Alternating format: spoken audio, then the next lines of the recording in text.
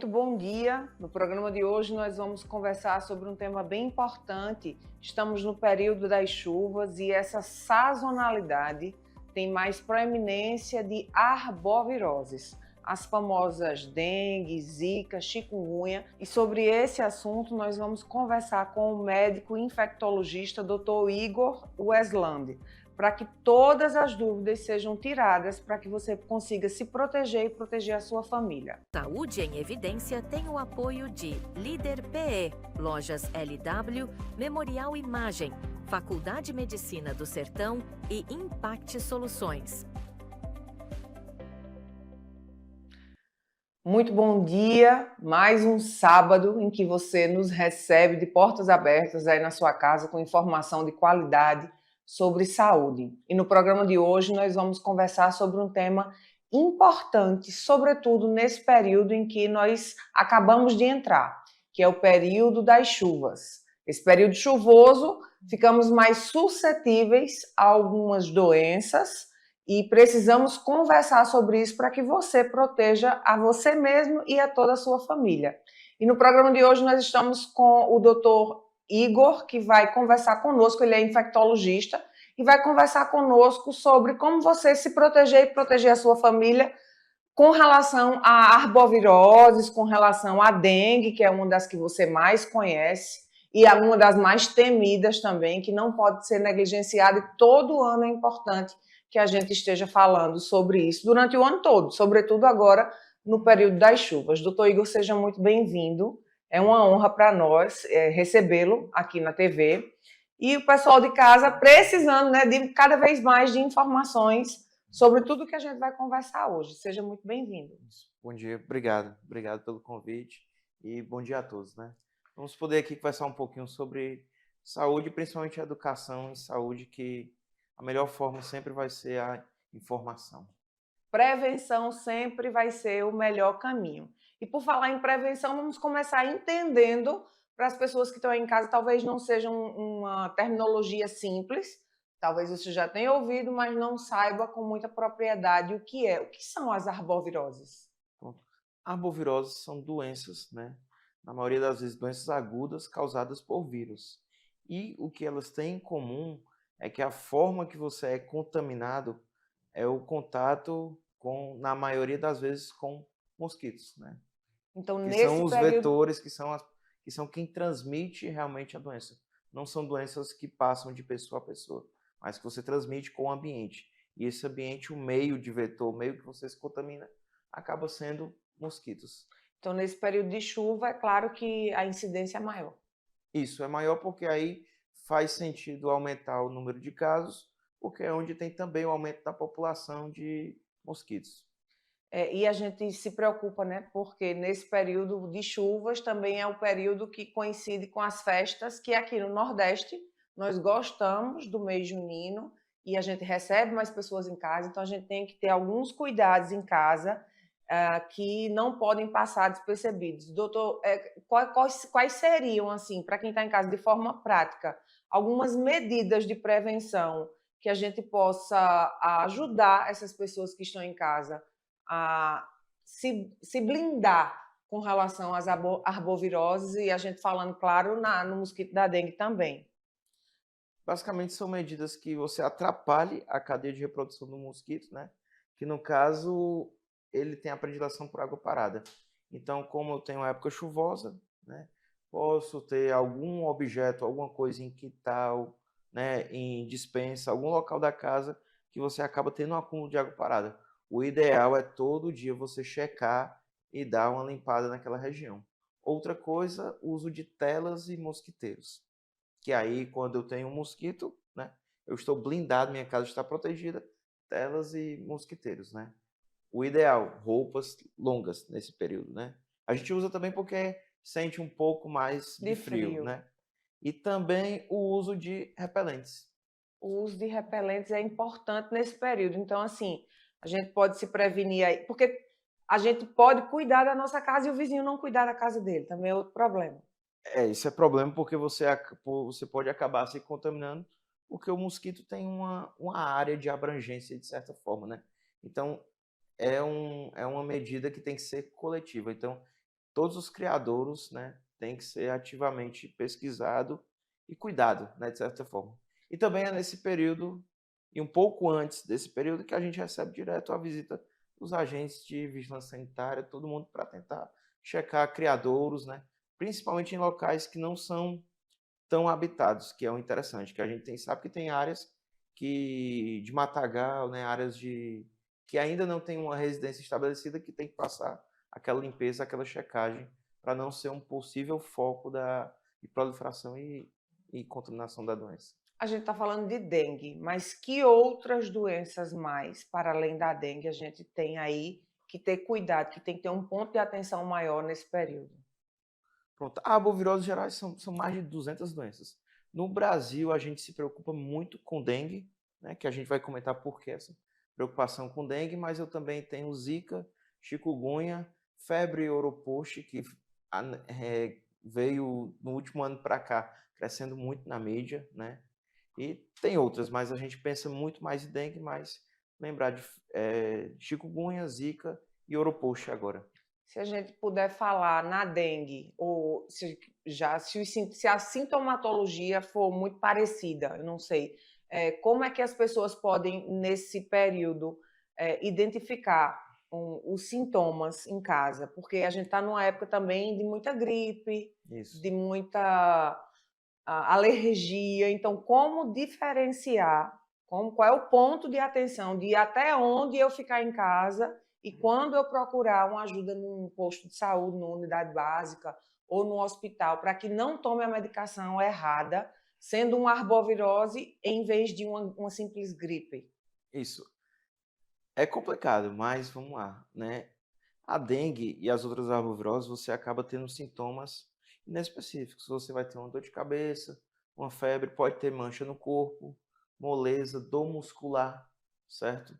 Só que, geralmente, se eu for comparar com quadros alérgicos, a pessoa vai me contar que aquele quadro surgiu em algum contexto súbito, específico, e ela já tem o cunho alérgico. Normalmente, a gente manifesta quadros alérgicos ou de sintomatologia respiratória ou na pele, dermatológica.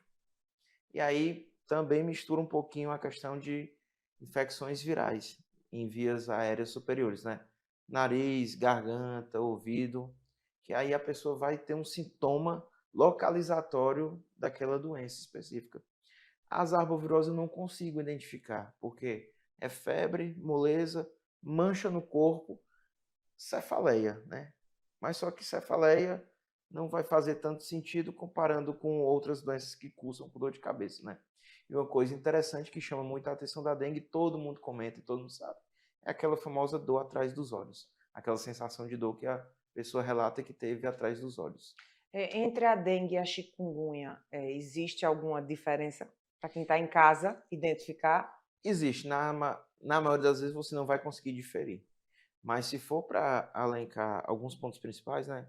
A dengue é aquela doença na qual tem uma febre mais alta. Por ter uma febre mais alta, a pessoa acaba tendo uma moleza maior, né? Uma inapetência, fica mais esmorecido, certo? Normalmente a dengue não dá sintomas conjuntivais. Chikungunya e zika dão.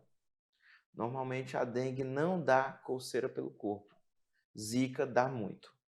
E a chikungunya tem como sintoma principal, cardinal, que todo mundo levanta a bola e realmente faz sentido, são aquelas dores nas articulações.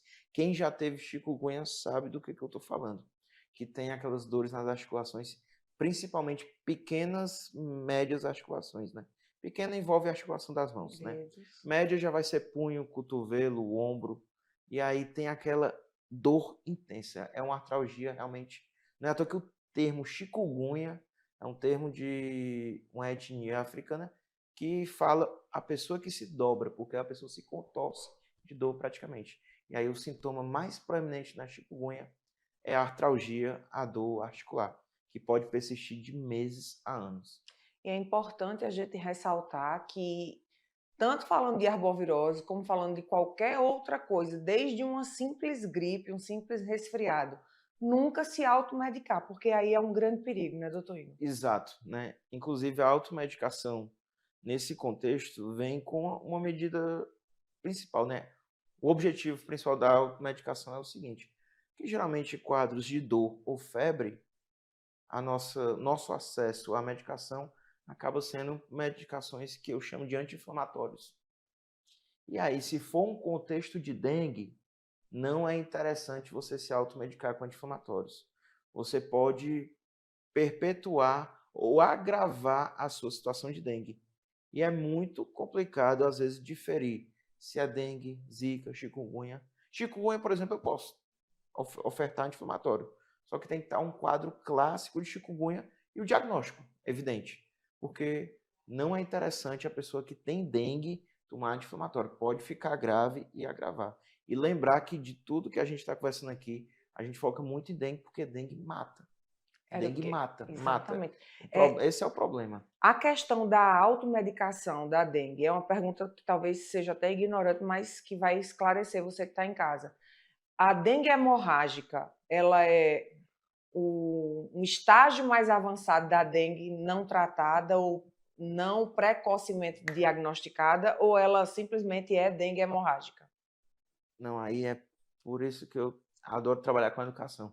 Não se fala em dengue hemorrágica mais hoje em dia. Não. Não. Então, ó, você que está em casa, não se fala mais em dengue hemorrágica, que a gente vai entender agora com a competência do Dr. Igor sobre por que não se fala mais em dengue hemorrágica e quais os cuidados que a gente vai ter que ter, porque dengue mata. Então, é algo que a gente precisa conversar todos os anos, porque as pessoas pensam que sabem, né? Mas sempre tem alguma coisa que a gente pode escorregar, e por isso que a gente está aqui. Exato. Aí a questão da dengue não ser hemorrágica é porque a parte da hemorragia pode ou não acontecer numa pessoa que fica grave.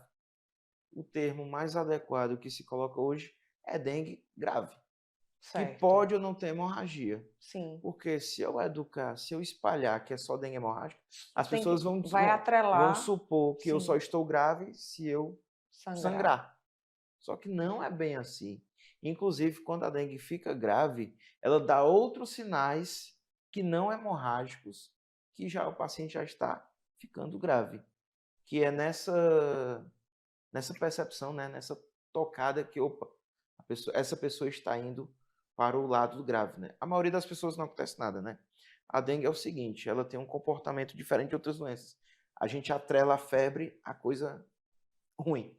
A dengue é o contrário. Quando acaba a febre, vai acontecer duas coisas. Ou você melhora da doença, ou você agrava. Ou melhora ou agrava. A maioria das pessoas melhora. Vida que segue. Agora, aquela população, aquele paciente que agrava, ele começa a dar sinais que ele está indo para o lado que agrava. Aí, nesse momento, precisa ter uma percepção interessante, que eu consigo ter essa percepção examinando a pessoa, avaliando o paciente e olhando exames laboratoriais, por exemplo, né? Para eu intervir. E a intervenção da dengue não é medicação específica, é só uma, hidratação. Porque no momento que o paciente agrava, né, o que acontece com a dengue? Por que as pessoas morrem? Elas morrem porque elas perdem líquido do intravascular para o extravascular. Às vezes, isso pode ser acompanhado de fenômenos hemorrágicos. Às vezes, não.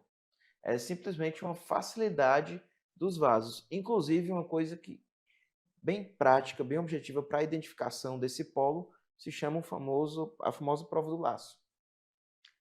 A gente vai falar sobre isso, vou precisar chamar um breve intervalo, então já fica aí que no próximo bloco a gente já vai começar com o que é a prova do laço? Isso, a prova do laço. A prova do laço. Daqui a pouquinho você vai saber junto comigo o que é a prova do laço aqui com o Dr. Igor. Fica aí, a gente volta já. Aqui na Impact, nós entendemos que cada negócio é único. É por isso que oferecemos uma variedade de serviços personalizados para atender às suas necessidades específicas. Desde o desenvolvimento de sites modernos e intuitivos até o design gráfico criativo, passando pelo gerenciamento estratégico de mídias sociais. Também contamos com uma consultoria dedicada a fornecer soluções estratégicas em finanças, gestão de dados e logística para empresas de todos os portes. Estamos aqui para ajudar sua empresa a se destacar no mercado. Com a Impact, você terá acesso a uma equipe dedicada e experiente, pronta para impulsionar o seu sucesso. Vamos trabalhar juntos para alcançar seus objetivos e superar suas expectativas.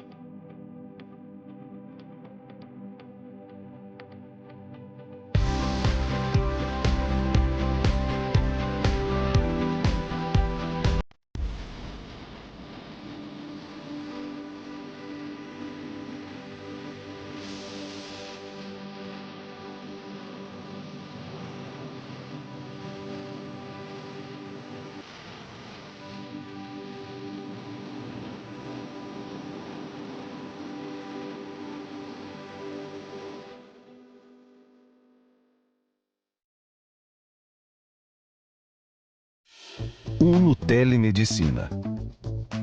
Cuidado médico 24 horas por dia, 7 dias por semana. Escolha mais de 25 especialidades e cuide da sua saúde sem sair de casa. Planos a partir de R$ 39,90 ao mês. Economize com até 70% de desconto em medicamentos e até 30% de desconto em exames. Você ainda tem seguro de vida, auxílio funeral, assistência residencial e recebe suas receitas pelo WhatsApp. Uno Telemedicina. Sua saúde em suas mãos. A maior empresa de telemedicina do Brasil. O Saúde em Evidência tem o apoio de Líder PE, Lojas LW, Memorial Imagem, Faculdade de Medicina do Sertão e Impact Soluções. E já estamos de volta e agora sim, eu e você vamos ficar sabendo o que é isso que é tão importante. Doutor Igor, o que é a prova do laço? Já comece por aí. A prova do laço consiste basicamente numa coisa. Você pega o manguito, né? Aquele partezinha que você afere a pressão. Sim. E você deixa ele insuflado. Essa é a ideia. Quando eu deixo ele pressionado na pele da pessoa, eu deixo por um tempo. E aí depois eu tiro. Por você, na dengue, você ter essa fragilidade dos vasos que perde líquido, eu posso provocar essa fragilidade fazendo essa pressão no manguito. Certo. E aí o paciente começa a ter pontinhos de como se fossem pequenas hemorragias, que a gente chama e intitula petequias. E aí a prova do laço positiva é quando você tem um número estimado de petequias naquela região. Você escolhe uma região, marca um quadradinho e aí você sai contando as petequias. E aí muitas petequias, ou seja, aquela região está com fragilidade. Mas só que ela está com fragilidade numa pessoa que está com suspeita de dengue. Então já é um sinal de alarme. Por isso que eu até comentei, a gente pode até identificar antes da pessoa agravar francamente, né? Eu identifico alguns sinais na pessoa, inclusive a prova do laço, que sugerem já que ela já está indo para o polo grave da dengue. Então, a gente pensa que hidratação é só importante aí quando a gente está falando no verão, né? Agora a gente entende que no inverno também a gente precisa ter esse cuidado. Isso. Inclusive, a orientação de qualquer pessoa na suspeita de arbovirose é hidratar. Hidratar bastante. Hidratar não é suco, hidratar é água, né, doutor? Exatamente, água. É muito... Às vezes as pessoas pensam, vou hidratar. Não, mas eu estou tomando muito suco, estou tomando água de coco. Hidratar é água. Você pode tomar suco.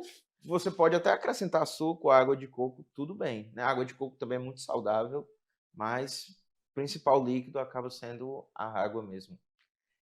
Gostaria de que a gente falasse agora sobre a questão laboratorial, né? Qual a importância e qual o papel dos exames laboratoriais no diagnóstico, inclusive precoce, das arboviroses?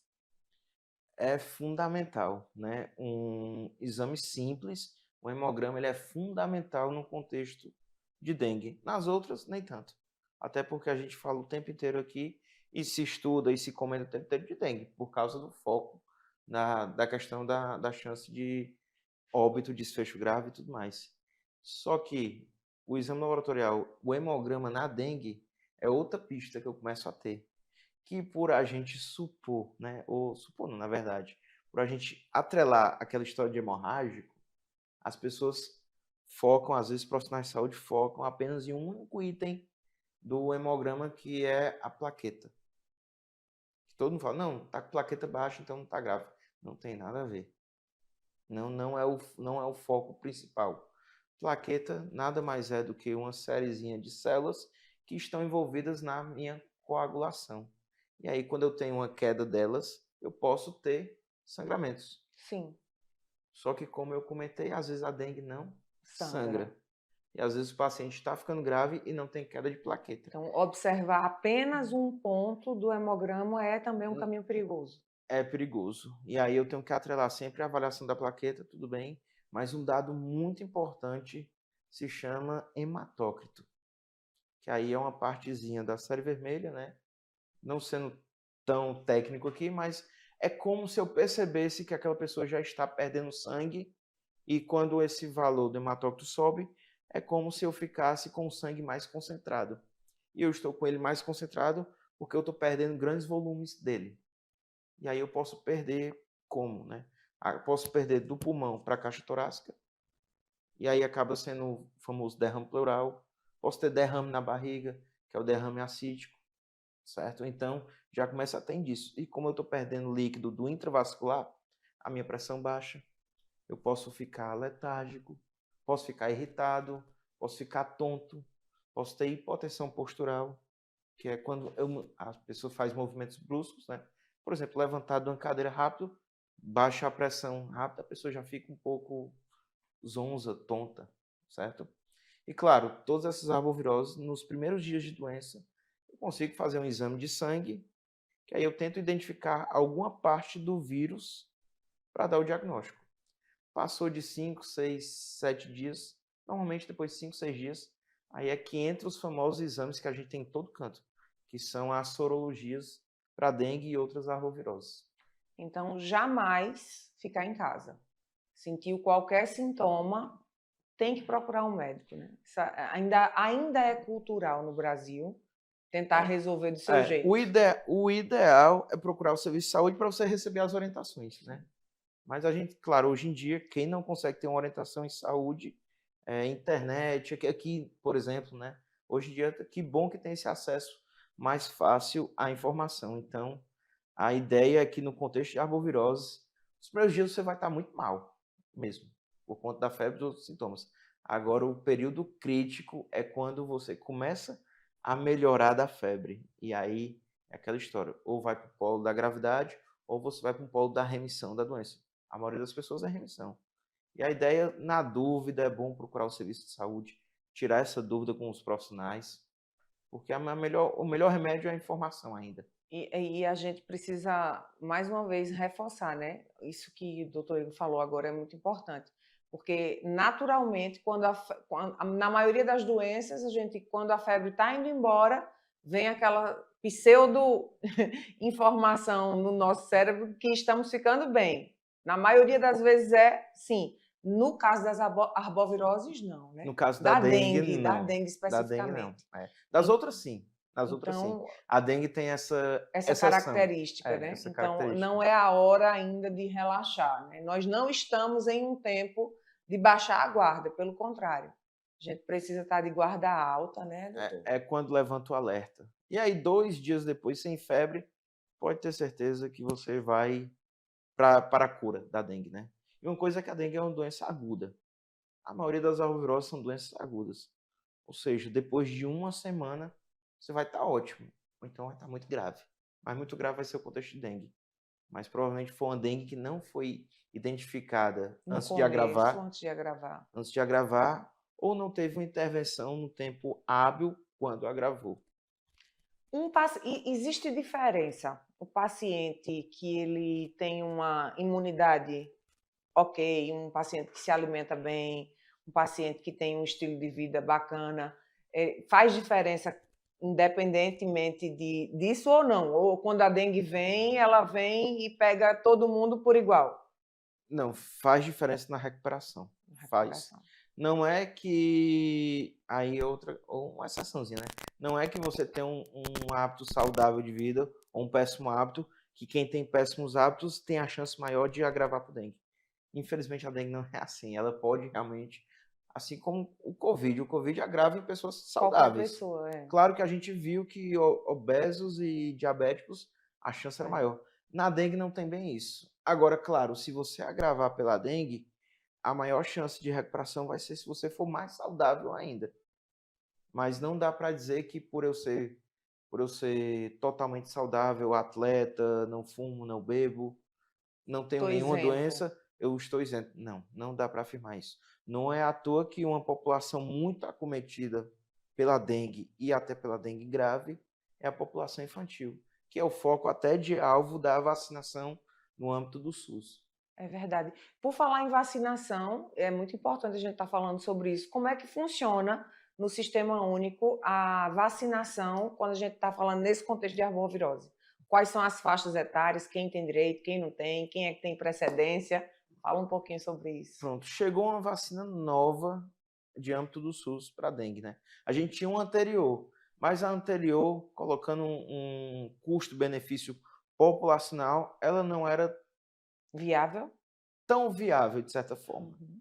E aí, claro que tudo para a saúde pública tem que ter a sua Sim. viabilidade e ter benefício populacional, não individual. E aí a gente tem uma vacina nova que já está sendo aplicada. É aquela história, quando as vacinas chegam, são estudadas, são validadas, eu tenho primeiro que elencar grupos maiores de risco. Depois, se eu tenho uma distribuição bacana e tal, aí a população inteira se beneficia. E aí a nossa vacinação hoje no SUS para dengue contempla os principais tipos de vírus da dengue, que são 4 sorotipos, que eu denomino, né? E a população alvo da vacinação são os adolescentes, que é a população que foi vista no Brasil que agravou mais. Não é que eles tiveram mais risco, mas é quem, na nossa história, agravou mais. E aí, como eles agravam mais, é a população alvo para vacinação, que é de 10 a 14 anos.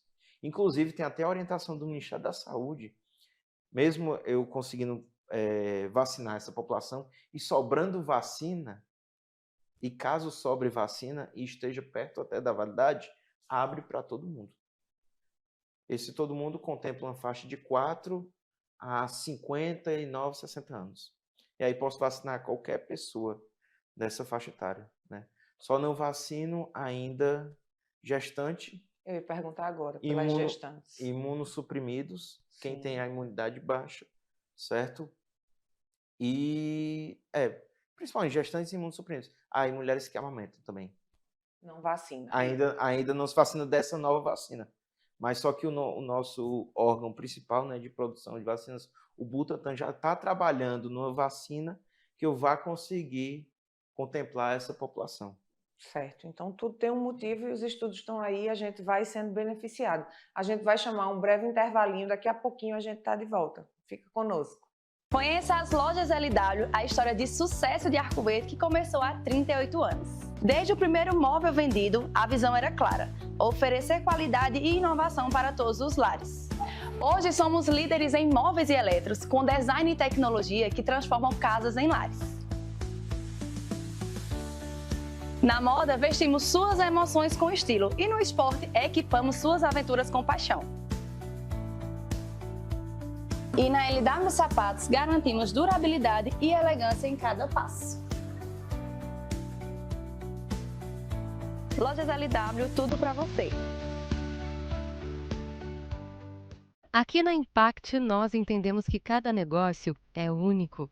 É por isso que oferecemos uma variedade de serviços personalizados para atender às suas necessidades específicas. Desde o desenvolvimento de sites modernos e intuitivos até o design gráfico criativo, passando pelo gerenciamento estratégico de mídias sociais. Também contamos com uma consultoria dedicada a fornecer soluções estratégicas em finanças, gestão de dados e logística para empresas de todos os portes. Estamos aqui para ajudar sua empresa a se destacar no mercado. Com a Impact, você terá acesso a uma equipe dedicada e experiente, pronta para impulsionar o seu sucesso. Vamos trabalhar juntos para alcançar seus objetivos e superar suas expectativas. O Saúde em Evidência tem o apoio de Líder PE, Lojas LW, Memorial Imagem, Faculdade Medicina do Sertão e Impact Soluções. E nós já estamos de volta e deixa eu te perguntar uma coisa. Aí na tua casa, na tua região, tem muito maruim, que aqui em Arco Verde a gente sempre ouve falar no chato, porque é chato, o tal do maruim é chato. Doutor Igor, vamos falar um pouquinho sobre maruim, porque a gente sabe que ano passado veio, né, o boom de se falar muito sobre a febre Oropush. É isso mesmo o nome? Exato, Oropush. Vamos falar, explicar um pouquinho para quem está em casa sobre essa febre. Pronto. A febre Oropush é outra arbovirose, ou seja, é um vírus veiculado por um mosquito, de certa forma.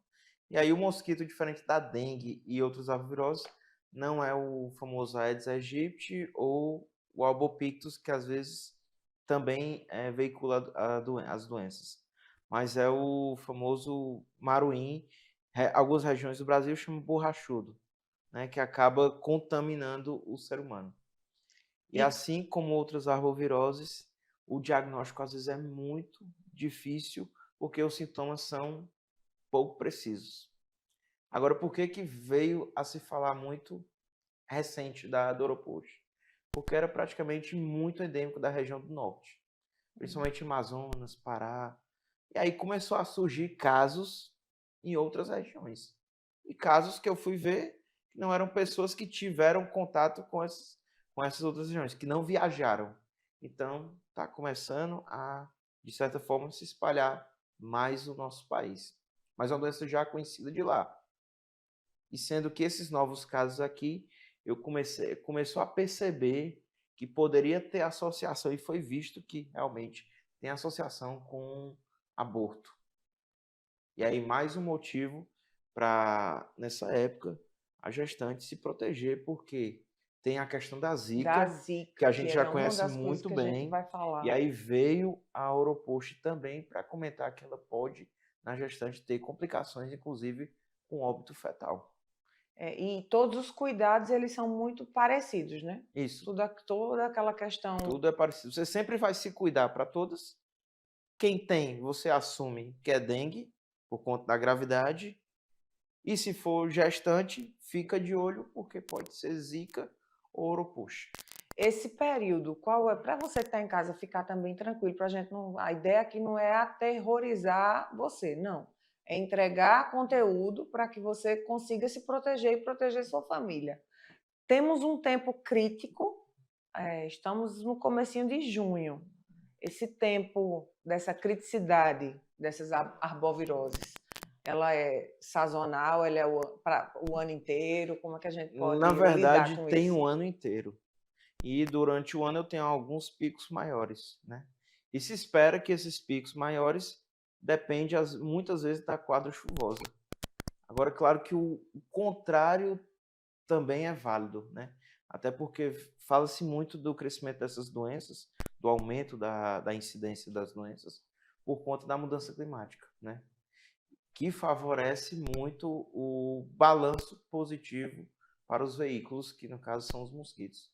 Só que na quadra chuvosa é onde a gente espera que tenha muita água parada e aí a proliferação é maior, né?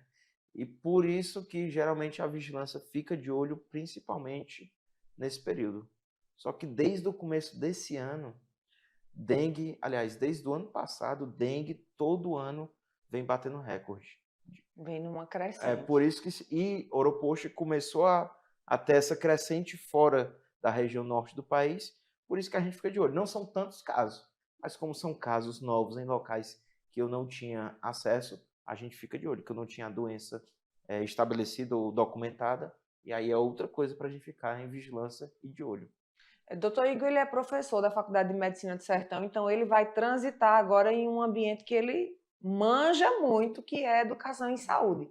Eu acredito muito quanto mais conscientização a população tem, menos essa população sofre. Então, hoje, como é que a gente entende quais seriam aí os veículos que a gente pode imaginar para ajudar essa população, não só aqui de Arco Verde, mas da Sexta Geres, do entorno, de Pernambuco como um todo. O programa vem desde Recife e região metropolitana até Serra Talhada, Triunfo.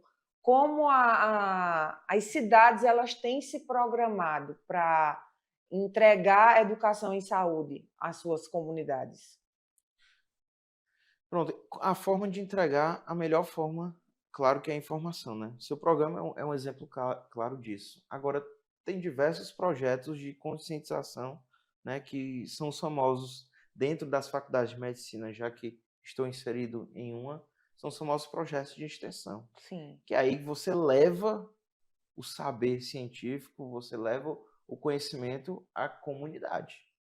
Que, na minha opinião, todo profissional de saúde tem que ter na sua responsabilidade ética profissional a questão da educação e da informação às pessoas, né? Aos leigos, de certa forma. Né? Pena que, infelizmente, tem muito leigo que atrapalha demais isso. Né? Sério? Por exemplo? Por exemplo, até profissional de saúde. Eu estou falando de desinformação, né? Ou terrorismo, como você colocou aqui, né? Terrorismo em saúde. Hoje tem veículos diretos que atrapalham demais. Pessoas influentes na sociedade que falam muita besteira mesmo sobre doença. Nossa, hoje o que cresce isso? E, claro, a gente está sempre numa briga constante para trazer boa informação, recomendação e, claro, não aterrorizar a população. A ideia realmente é a conscientização para todo mundo se prever da melhor forma e saber o que fazer quando tiver se deparar com aquela situação. E aquela coisa, né, do senso coletivo. Eu gosto muito também a gente fala muito sobre isso aqui, de nós termos o senso coletivo, de cuidar do outro, né? Se você é como eu, que gosta muito de planta, presta atenção nas plantas, no que está ali, minimamente juntando água. Você vai lá e vai fazer a sua parte. Mas você também tem um olhar individual, não individualista, né, que aí é uma diferença, e eu me cercar de todos os cuidados que eu puder, mas sem esquecer do coletivo. Exato. O coletivo é muito importante. Saúde pública, né, ganha destaque sempre acima das outras, né? Porque não faz sentido um cuidado individual, que você é sadio, mas está inserido numa população doente, né? Então a gente sabe que medidas que promovem saúde populacional têm uma eficácia duradoura, perdura por décadas, né? Isso, o ideal realmente é você pensar no seu cuidado e proteger o outro, né? Até porque isso traz uma certa humanidade, né? Que aí já entra outro tema que se fala hoje, que é estranho se falar humanização em saúde, né? Como se a gente não lidasse com os seres humanos, né? Diferente da medicina veterinária ou de outra coisa. É estranho falar sobre isso, mas é uma coisa que tem que ser falada porque em algum dado momento na evolução da saúde se perdeu, de certa forma, esse cuidado com o ser humano. Não causa estranheza, a gente gravou um programa essa semana e tocamos, inclusive, nesse assunto. Quão paradoxo é hoje, né, nos tempos de hoje, com tudo tão avançado, a tecnologia avançou tanto e a gente chegar num consultório médico e o médico ele não fazer o óbvio, o simples, que qualquer médico debaixo de um pé de agaroba pode fazer, que é o exame, o tocar no paciente. Um médico que ele mal olha para você e ele só prescreve ali alguma coisa e pede exames complementares, mas o nome exames complementares já são complementares. Então, está complementando algo que ele deveria fazer. E é essa parte da humanização que está fazendo falta, doutor. Está fazendo falta. Tem até a política pública de saúde, de humanização em saúde. Não era para ter, mas tem, para você ver, né? E claro que a ideia realmente é da gente botar isso no âmbito acadêmico, com certeza. Para os futuros profissionais superar as gerações atuais, que a ideia é sempre essa. Na verdade, hoje eu ser um médico melhor do que meus professores e os meus alunos serem médicos melhores do que eu. Essa é a ideia. concordo total. Todos têm que me superar, né? E assim como eu superei professores, porque aí sempre vai ter aquela sensação que você está melhorando o seu contexto, né? E claro, sem perder nada de a questão da humanidade, né? O cuidado, né? E tem vezes que você nem precisa examinar o paciente, mas não custa nada conversar, explicar, Ouvir. contar, tocar, né? De certa forma. Talvez, às vezes, não é necessário um exame, mas você faz um exame bem mais simples, explicando a importância do que você está fazendo e deixando ele muito bem informado, né? Até na conversa ali você identifica um hábito que é exatamente ali onde precisa da intervenção.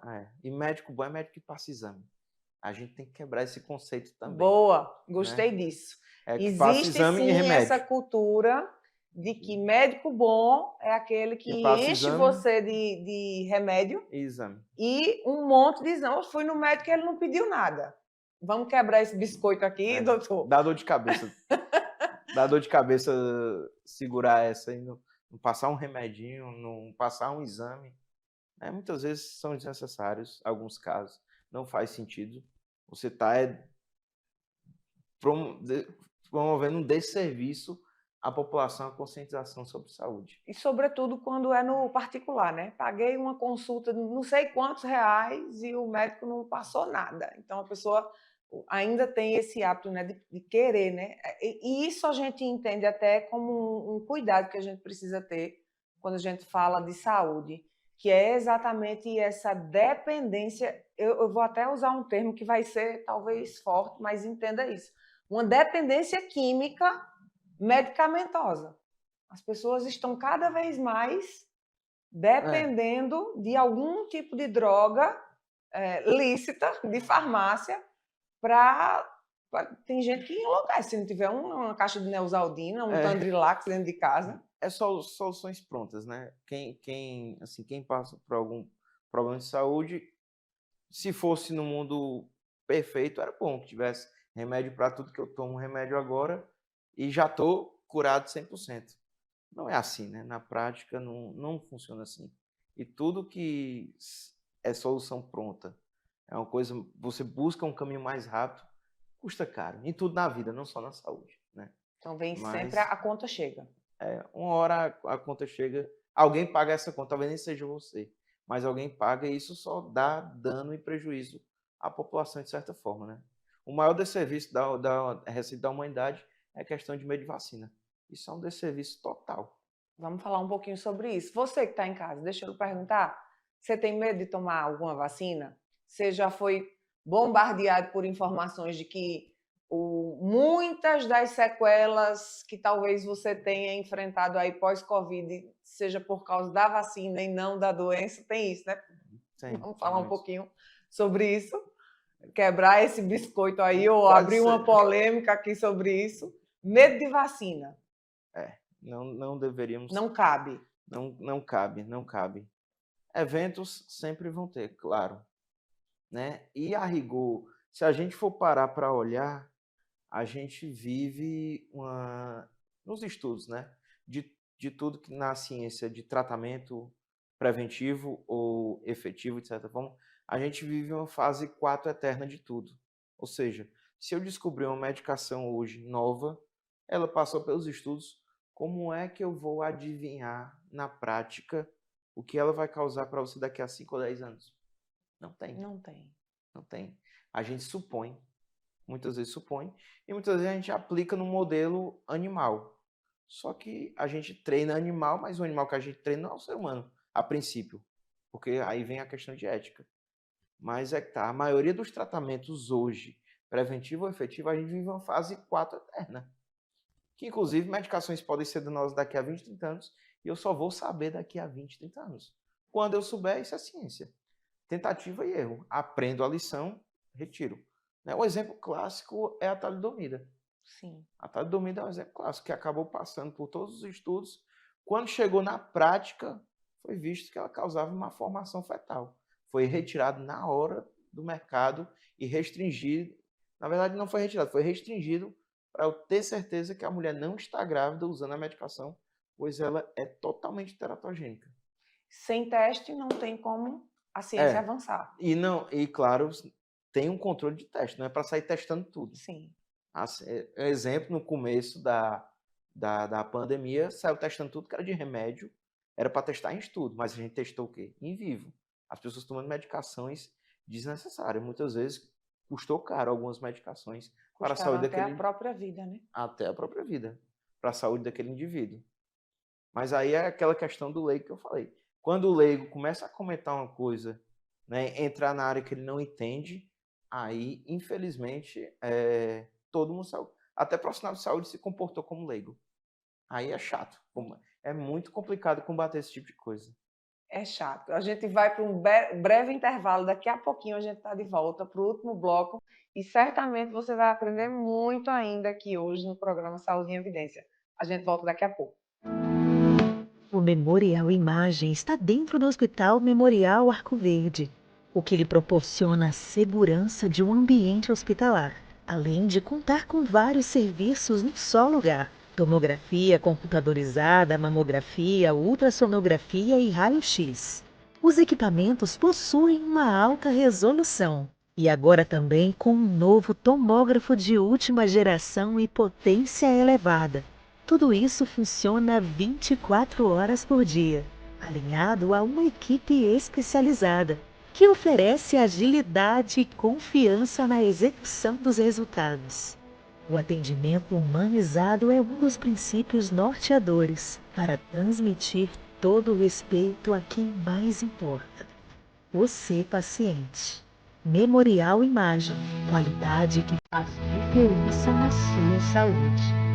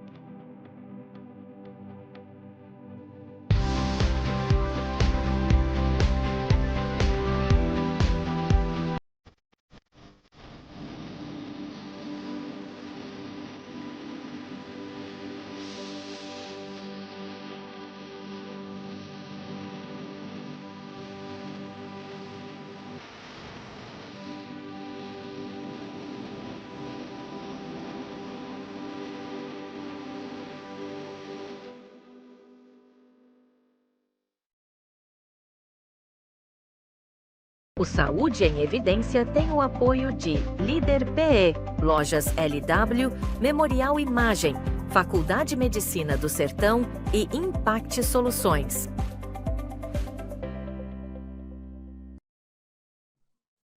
E nós já estamos de volta e agora, no último bloco, nós vamos falar sobre os tratamentos e os cuidados que você que está em casa precisa saber para que você possa se comportar de acordo dentro dessa perspectiva, né, de estarmos em um tempo de atenção, de alerta com as arboviroses. Doutor Igor, quando a gente fala, quando a gente pensa em cuidado e tratamentos sobre as arboviroses, quais são as informações que as pessoas que estão em casa, os nossos telespectadores, precisam ter de antemão? Então, assistindo aqui a gente, o que é que eles precisam já saber sobre cuidados e tratamento? Pronto. Cuidado, a gente falou da prevenção. Tudo bem, já aprendi, já sei me prevenir na questão de arbovirose. Tratamento, a gente falou que não é ideal se automedicar. Mas aí, claro que uma pessoa que está doente, está sentindo sintomas, é complicado você aguentar, não é obrigado você tolerar nada, não. E aí, estou com sintomas que normalmente a febre e dores incomodam, a princípio, até que eu não consiga diferenciar, ou algum profissional de saúde realizou o exame e consiga dizer você está com dengue, zika ou chikungunya, o ideal é evitar anti-inflamatório. Anti-inflamatório, que eu quero dizer, tudo que termina com can, meloxicam, tinoxicam, tudo que termina com can da vida, né? O ideal não é fazer paracetamol. E aí a gente tem uma medicação boa, barata, que é eficaz, é a dipirona. Pode-se fazer dipirona em contexto de febre e dor por dengue, certo? Então, Ibuprofeno também é bom evitar, certo? Então, o ideal é dipirona. para não errar, dipirona. Para não errar, dipirona. E se espera que nos próximos dias consecutivos, Zika, você tenha uma melhora rápida, de certa forma. Chikungunya e dengue é que perduram. A dengue ou você melhora ou você piora, né? E a ideia desde o começo é se hidratar bastante, tomar bastante água e a população ser orientada a sinais de alarme. Ou seja, quando a febre está baixando, começam a vir alguns sinais para alertar que você pode estar indo para o lado grave da dengue. Porque se você estiver indo para o lado grave, isso é sinônimo de internação hospitalar e hidratação oral, caso consiga ainda, e venosa. Por isso que a dengue tem que ser muito bem observada. O melhor tratamento da dengue, claro, das outras, é a prevenção. Tudo bem. Mas quando eu tenho uma doença, eu controlo os sintomas. Beleza. Dipirona, tá ótimo. Zika, como tem a questão da coceira, pode tomar medicação para coceira anti-histamínico. Só que quando a dengue começa a agravar, eu tenho que hidratar essa pessoa de todo jeito. E a melhor forma de hidratação dessa pessoa tem que ser no ambiente de saúde, né? Até no posto de saúde eu já começo a hidratar aquela pessoa, mas o melhor ambiente hospitalar com a hidratação venosa e a reavaliação daquela pessoa para saber se ela está superando a fase grave ou se ela está realmente progredindo e precisa manter-se internada para continuar a hidratação venosa. Não existe medicação específica para nenhuma dessas arboviroses, né? Então, dengue a gente foca na hidratação. Zika fica de olho, porque tem a questão se for mulher pode estar gestante. Chikungunya a gente maneja muito a dor com analgesia. A princípio a analgesia é só com dipirona. Depois que você tem certeza que é chikungunya, aí eu posso usar anti-inflamatório. Por quê? Porque não é dengue. Sim. Aí como não é dengue, o anti-inflamatório não vai potencializar a gravidade. Aí eu posso controlar os sintomas da artralgia e da artrite, que a chikungunya causa, que é mais a artralgia, mais a dor, do que a inflamação em si. Aí eu posso fazer anti-inflamatório. Só que normalmente dengue com 7 dias as pessoas estão boas, Zika também e chikungunya que ela persiste. Então, provavelmente depois que você superar uma fase inicial dessas doenças, a chikungunya você vai ser paciente por um bom tempo ainda, enquanto perdurar algumas sequelas articulares. Essas sequelas, elas têm um tempo, porque as pessoas, elas se queixam muito dessas dores, né? Não tem. É para sempre? Não é para sempre. Agora, tem pessoas que ficam para sempre, mas é a exceção. Tem pessoas que foi visto que eu posso ter de semanas a anos. E aí, quem foram as pessoas que persistiram mais, né? Pronto, estudar, né? Vamos estudar. Quem é que pode ter a chance de progredir para artrite, artralgia por anos? Foi visto que mulher tem essa tendência, tá certo? E caso a mulher já tenha alguma doença pré-existente que envolva cunho articular. E também foi visto que a chikungunya pode ser o gatilho para a primeira crise de uma doença articular autoimune da mulher, né? Que é o famoso reumatismo, artrite reumatoide. Foi visto que piora quem tem artrite reumatoide e que pode abrir o quadro de artrite reumatoide e o gatilho for uma infecção aguda de chikungunya. Como é que a gente... Claro que você que está em casa certamente está aí esperando que eu faça essa pergunta. A gente sabe, a gente passou por um tempo em que as mulheres grávidas elas se apavoraram e com muita razão. Sim. Por causa de Zika e chikungunya, não é isso? Como é que está esse controle hoje com relação para acalmar você que está grávida em casa ou você que está num planejamento familiar, planejando uma gravidez? Como é que hoje a gente está nessa perspectiva de Zika e chikungunya, na perspectiva de uma gestante ou de quem vai gestar? Pronto, quem vai gestar, né? Aqueles cuidados, prevenção do mosquito, certo? E aí uma coisa interessante, né, que tem que se falar mesmo, é que por mais que a gente saiba que a maioria dessas doenças são veiculadas por um mosquito, existe uma chance de ser veiculada de cunho sexual, de relação sexual. Então, é interessante a mulher se proteger em que sentido? Se ela quer gestar, ficar de olho se o parceiro não tem arbovirose. Interessante. Inclusive, quando o homem tem arbovirose, é a mulher também, mas é mais o homem porque tem um contexto zika gestação. Quando tem arbovirose, você orienta para proteger durante a relação sexual. Porque caso seja zika, não passar para a mulher e a mulher não engravidar. Porque aí, caso a mulher engravide e tenha zika, no começo da gravidez, no primeiro trimestre, de certa forma, tem aquela história do risco de má formação. Sim. E aí, o outro polo, no final da gravidez, né? O ideal é a mulher não pegar arbovirose em nenhum momento da gravidez. Agora, no final da gravidez, foi visto, aí já estou indo para chikungunya, foi visto que a chikungunya pode causar complicações, inclusive parto precoce.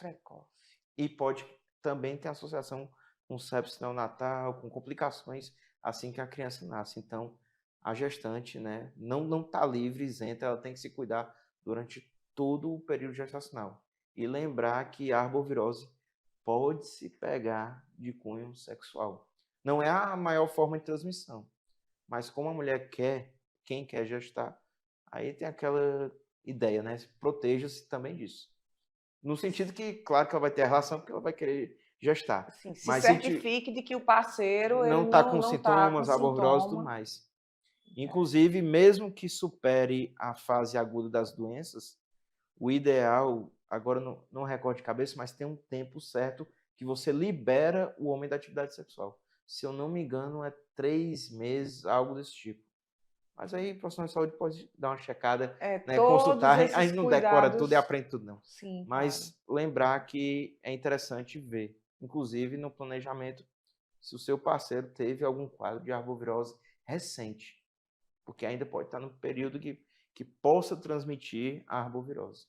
É bem interessante isso. Então, você que está gravidinha ou que está aí nesse planejamento, e até nem está no planejamento, mas vai descobrir que está grávida em algum momento, prestar atenção em tudo isso, ficar atenta. E se você está planejando, planejar dentro de mais esse cuidado, né?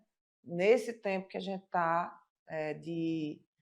essa sazonalidade de chuvas, é preciso, é necessário cuidar um pouco mais. Doutor Igor, de tudo que a gente falou sobre arbovirose, tem alguma pergunta que eu não tenha feito, que se a gente responder, vai ajudar quem está em casa? Tem algo que o senhor queira falar? Fique livre para que a gente aproveite esses últimos minutos do programa para falar e trazer alguma orientação ou algum alerta ou alguma palavra também de conforto, né? Porque a gente sai daquele polo de só alertar, mas também de acalmar a quem está em casa para que a gente possa entregar informação de qualidade a quem está em casa. Na verdade, não tão pergunta, mas eu acho que se for para hoje ter uma mensagem geral, é que no contexto das arboviroses, a responsabilidade social e de saúde pública é de todo mundo.